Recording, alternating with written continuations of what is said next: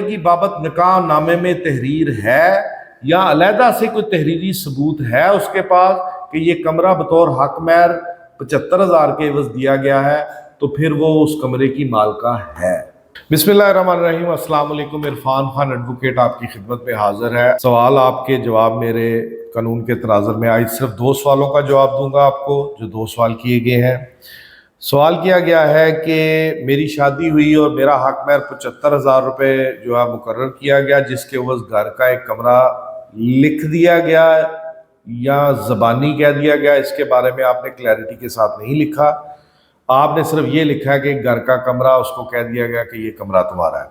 اس کے بعد اس کو ضرورت پڑنے پر 75,000 روپے اس کو درکار تھے، اس نے اپنے کسی بھائی کو دینے تھے، اس نے بطور حق مہر مانگے، ہم نے بطور روبرو گواہان وہ 75,000 روپے اس کو دے دیے۔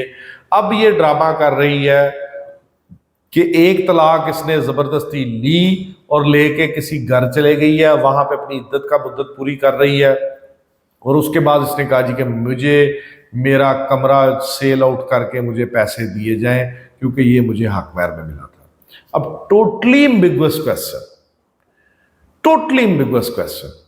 کوئی کلیئرٹی نہیں ہے اس میں فیکٹس کی۔ 75,000 روپے حق مہر لکھا ہوا تھا، اس کے عوض کمرہ دے دیا، یہ نکاح نامے میں مینشن ہے یا نہیں؟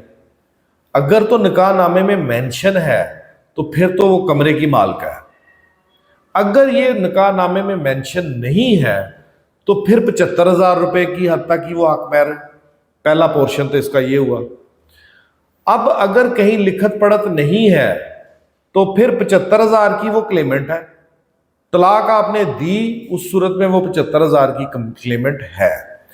اب اگر آپ دوسری سٹیج پہ یہ ثابت کریں گے کہ جناب یہ 75,000 روپے ان گواہان کی موجودگی میں ہم ادا کر چکے ہیں، اگر آپ یہ ثابت کر دیتے ہیں کہ حق مہر ادا شدہ ہے، تو پھر وہ کلیم نہیں کر سکتی۔ میں پھر ریپیٹ کر رہا ہوں کہ اگر کمرے کی بابت نکاح نامے میں تحریر ہے یا علیحدہ سے کوئی تحریری ثبوت ہے اس کے پاس کہ یہ کمرہ بطور حق مہر 75,000 کے عوض دیا گیا ہے، تو پھر وہ اس کمرے کی مالکہ ہے۔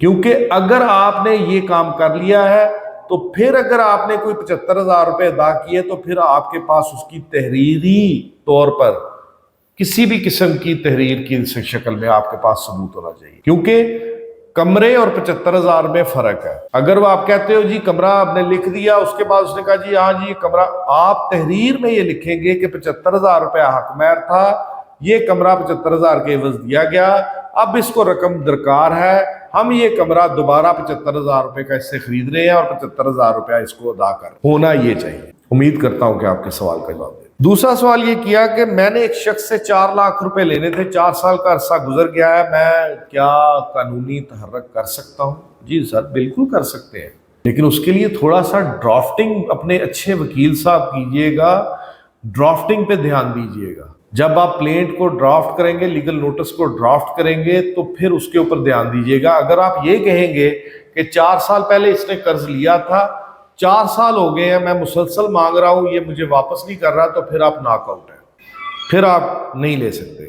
لیکن اگر آپ پراپر طریقے کے ساتھ پلینٹ کو ڈرافٹ کریں گے کہ 4 سال پہلے اس نے مجھ سے لیے، 3 سال کا وعدہ کر کے 3 سال کا عرصہ گزرا تو اس نے 1 سال مجھ سے مزید مانگا، جو میں نے روبرو گواہان مورخہ فلاں فلاں کو اس کو 1 سال اور دے دیا، اب 4 سال گزر گئے ہیں، اب بھی یہ مجھے واپس نہیں کر رہا، تو میں اس لیے آپ کو یہ لیگل نوٹس بھجوا رہا ہوں، اور اس کے بعد اسی لیگل نوٹس کی بنیاد پہ فوری طور پر دیوانی دعویٰ دائر کر دیجیے گا۔ امید کرتا ہوں کہ میں نے آپ کے سوال کا جواب دیا۔